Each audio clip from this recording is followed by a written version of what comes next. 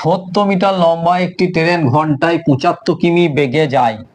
ওই ট্রেনটি কত সময়ে 105 মিটার লম্বা একটি প্ল্যাটফর্ম অতিক্রম করবে? তাহলে একটা 70 মিটার লম্বা একটি ট্রেন কত কিমি বেগে যাচ্ছে? 1 ঘন্টায় 75 কিমি যায়। 1 ঘন্টায় 75 কিমি যায়। বলছে 105 মিটার লম্বা একটি প্ল্যাটফর্ম অতিক্রম করতে কতটা সময় লাগবে? তাহলে আমি ধরলাম এটা একটি ট্রেন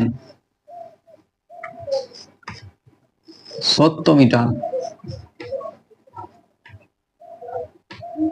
আর এটি একটি প্ল্যাটফর্ম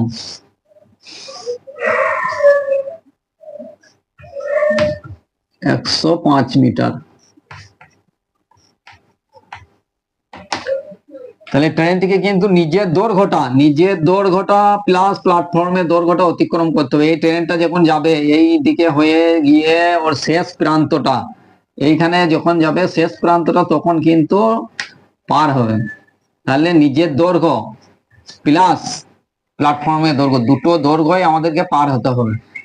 তাহলে কিন্তু কতটা সময় লাগছে আমরা দেখে নেবো। তাহলে ট্রেনটি লম্বা 70 মিটার, প্ল্যাটফর্মটি লম্বা 105 মিটার, আর ট্রেনটির গতিবেগ 75 কিমি পার ঘন্টা। এখানে সব মিটার আছে, আমাদের কত আছে?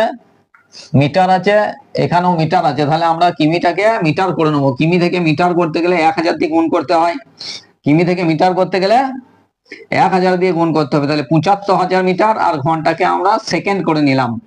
তাহলে 1 ঘন্টা সমান 3600 সেকেন্ড। ট্রেনটিকে অতিক্রম করতে হবে 70 প্লাস 105 175 মিটার। ট্রেনটি 75,000 মিটার যেতে সময় লাগে 3600 সেকেন্ড। আবার ট্রেনটি 1 মিটার যেতে সময় লাগে 3600 বাই 75,000 সেকেন্ড। ট্রেনটি 175 মিটার যেতে সময় লাগবে 3600 ইন্টু 175 বাই 75,000। তাহলে কাটাকাটি করে দিই, এই দুটো শূন্য, এখানেও দুটো শূন্য কেটে দিলাম। এবারে 5 দিয়ে কেটে দিয়েছি, 5 একে 5, 5 15 75, আর এই একটা শূন্য নেমে গেল। 5 3 15, 5 5 25, 5 30, 5 3 15, 30 নেমে গেল, আর 5 7 35। এখানে 2 দিয়ে কেটে দিচ্ছি, 2 15, 2 15 30, আর 2 18 36, 3 5 15, 3 6 18। তাহলে 6 7 42, 42 বাই 5। তাহলে ভাগ করে দেবো, 5 8 40, 5 8 40, আর 2 20, 5 4 দশমিক দিয়ে দিলাম, 5 4 20, এত সেকেন্ড।